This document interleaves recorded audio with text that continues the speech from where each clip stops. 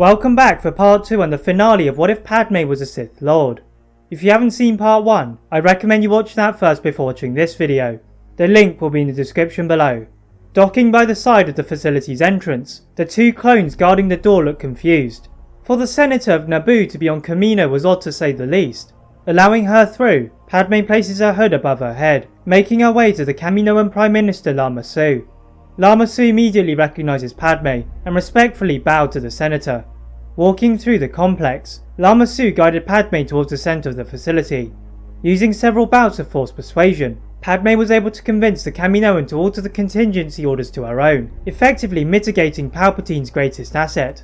Nonetheless, Padme knew his cunning would stretch beyond mere clones. This was quickly proven true. As soon as Padme began to leave the complex, two sets of doors flew open, revealing lines of Palpatine's Red Guards. Padme's actions have to have triggered their appearance. Using force speed, she quickly bids farewell to Lama Su, trying to make her way back out, but she found the exit was blocked. But this was no matter for a force user as powerful as Padme. Focusing her power on the roof, she pulled it towards the ground, levitating in mid-air, before gracefully leaping over through the top and making her exit. The Red Guards rush outside and try to block Padme's ship, but she had already disappeared. Flying towards Coruscant, she received a transmission from a concerned Jedi Council, who had worried about her disappearance. Padme waved them off, stating that she had dealt with a personal matter and she would be back soon.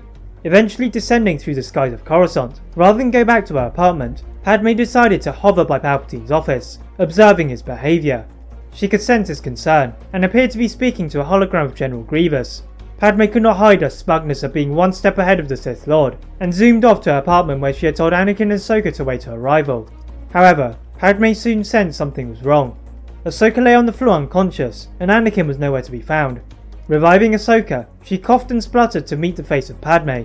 Her head was in a daze. What had happened to Anakin?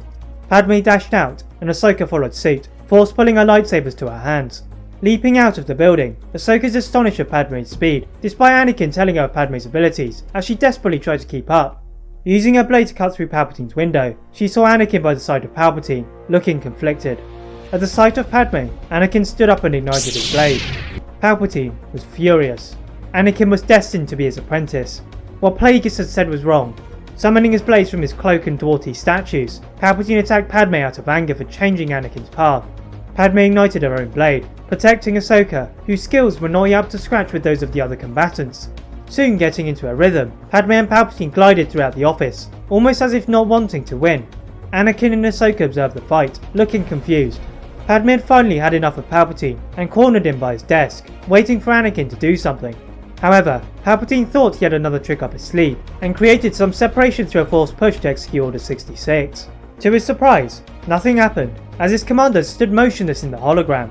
The hologram was suddenly pulled away from his grasp by Padme, whose face was smug once more. Executing Order 66 herself in the face of Palpatine, clones began to swarm the street, and for a moment, Palpatine thought he was in the clear. These hopes were soon dispelled, as a group of clones pointed their blasters in his face. Palpatine sat in shock. How were Anakin and Ahsoka not being attacked? He had always been ahead of the Jedi, but never Padme. Palpatine tries to blast them all out of the room with his patented force-running attack, but Anakin blocks him with his blade, before executing Palpatine. Aiming to rush to the Jedi Temple and aid the other clones, their path is blocked by Mace Windu and Saesee Tiin. Padme orders Ahsoka and the clones back to the Jedi Temple, and they oblige by descending down the open window. Sweeping her cloak to one side, she surged towards the Jedi astonishing speed, equipping one of Palpatine's blades as well as her own. Easily stabbing the overconfident Master Tiin, Padme was finding it difficult to counter Mace Windu's repad. Windu began to tire, and Padme took over, deploying Red Force Lightning to singe the Jedi Master into oblivion. Heading to the temple, Padme and Anakin assist Ahsoka and the clones, and at last, the temple fell silent except for the smouldering crackles of the temple's foundations. Searching the bodies, they find two are missing. The Jedi Grandmaster Yoda and Obi-Wan Kenobi had slipped through the net. Like the cowards they were, they had cowered when their precious order needed them the most. Now moving to the Senate building, the podium of Padme loomed over everyone else's, dominating the galaxy's senators. Declaring the galaxy free of the troublesome Jedi and the corrupt Palpatine, everyone rose to a crescendo, confirming Padme's stranglehold over the galaxy. A galaxy that was born from the seeds of the dark side, unlike Palpatine's imitation. After the speech, Padme heads to a new base on Mustafar, capturing the remains of Dooku's alliance. But rather than condemn them to their deaths, a taste of revenge was in order for Anakin.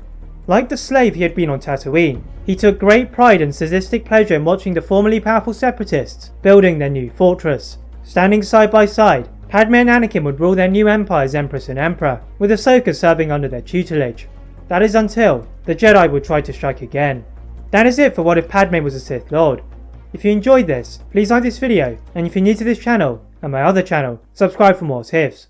And as always, leave a comment on what if you'd like to see next, and how I can improve my videos. Thank you very much for watching, and see you next time.